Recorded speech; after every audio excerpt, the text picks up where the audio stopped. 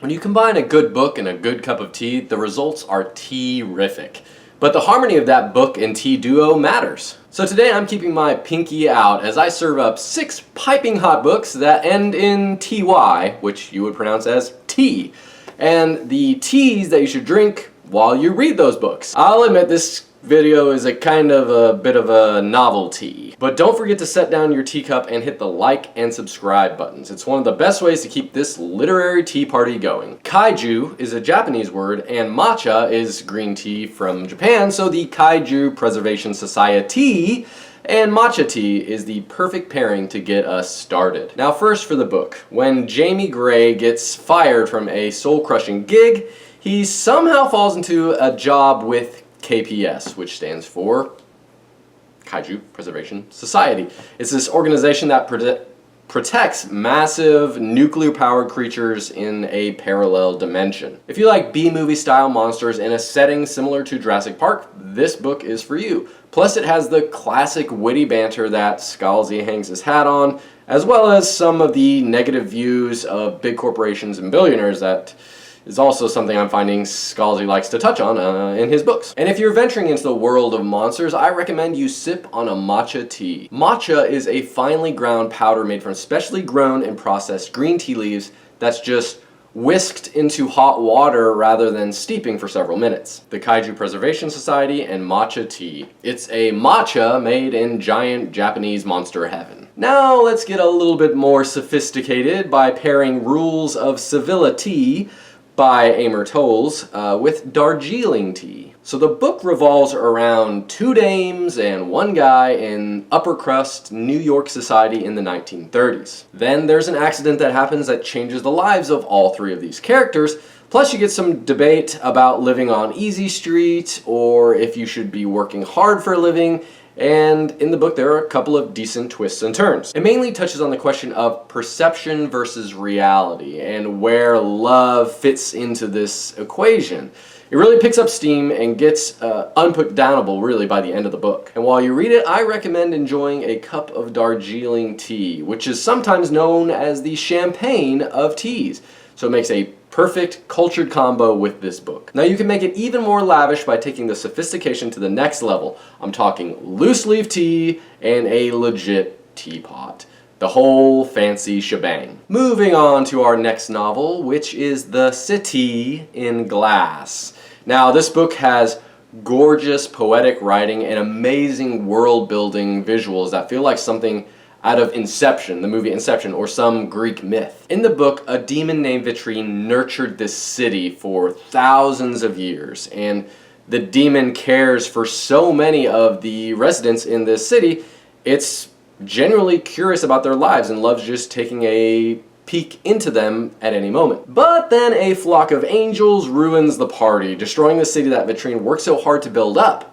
However, Vitrine does get one small victory in that the demon curses one of the angels, trapping it near the city pretty much for forever, or at least until Vitrine wants to let it go. So the city is destroyed, but Vitrine slowly starts to rebuild it and try to recreate it in the image of what it once was, this great city.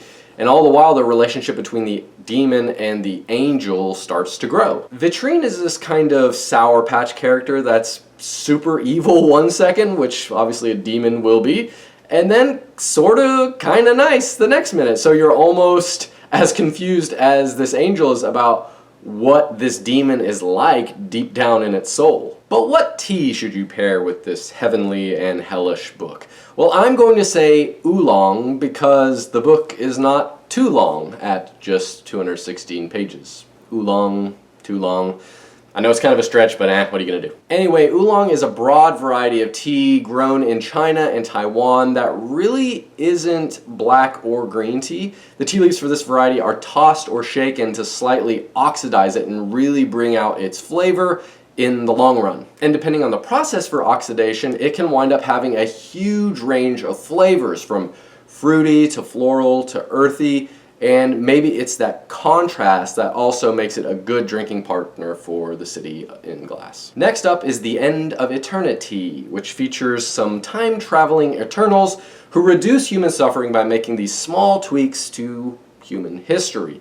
And the main character, Andrew Harlan, is an Eternal who's obsessed with primitive humans, aka you and me. Also, Eternals move back and forth in time in a kind of elevator that's called a kettle, which is kind of perfect for this video, right? Anyway, Harlan makes the classic mistake of falling in love with a girl whose time is about to be changed. So he plucks her out of her own time and hides her somewhere else in time, or out of time, in order to save her. But sadly, he loses his time travel girlfriend, and he wants to get her back. And I won't say anything other than that, because I don't want to ruin the ending, but it gets a little confusing about different times and places and where they are in the book, but totally worth it. The real question, though, is what tea should you drink while you're reading it? And I was thinking something timeless yet futuristic, so I'm going with Earl Grey. It's a classic British black tea blend that originated in the 1800s, but it's also the favorite tea of Captain Jean-Luc Picard from Star Trek The Next Generation, which is clearly set in the future, so past, present, and future fuse together in perfect harmony. Harmony. Okay, so in essence, the next book I'm recommending, which is Toxic Positivity,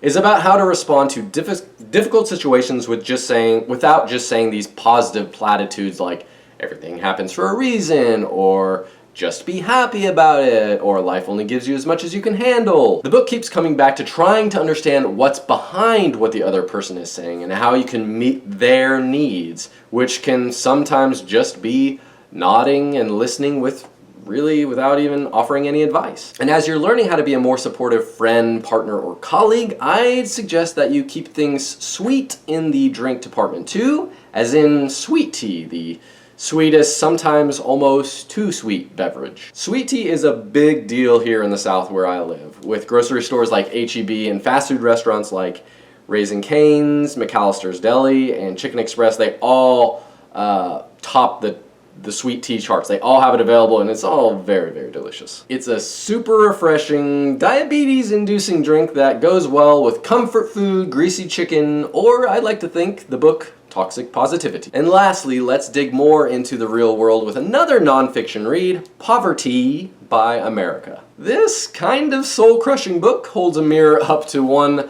of the wealthiest countries in the world, the USA, and asks us to do better. The author claims that America doesn't have to have poor people. It's not really required, not a requirement, but the systems that we have in place make it so that the rich stay rich, and while the poor stay poor, and rely on these institutions that aren't all that great. Of course, the haves in power don't really want to cede any of that power to the have-nots, especially if it's not personally beneficial to them in some way.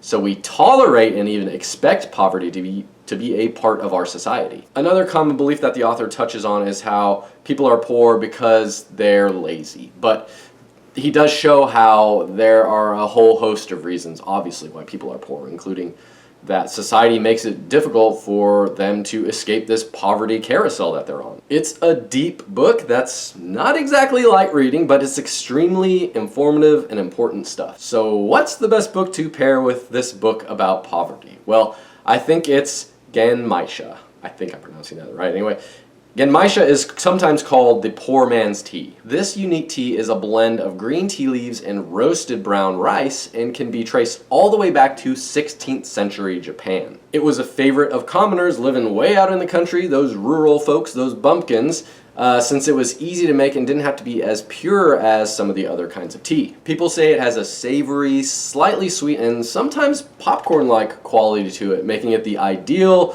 drinkable snack to enjoy while reading a good book. There you have it, 6 books that I like and the best teas to drink while you read them. What other tea books would fit into this small sliver of literary space that I've carved out? Let me know if maybe you know of a book that ends in TY or the sound T, and suggest a tea to pair with it. Why not? Go for it. Either way, let me know in the comments what you think, and as always, happy reading.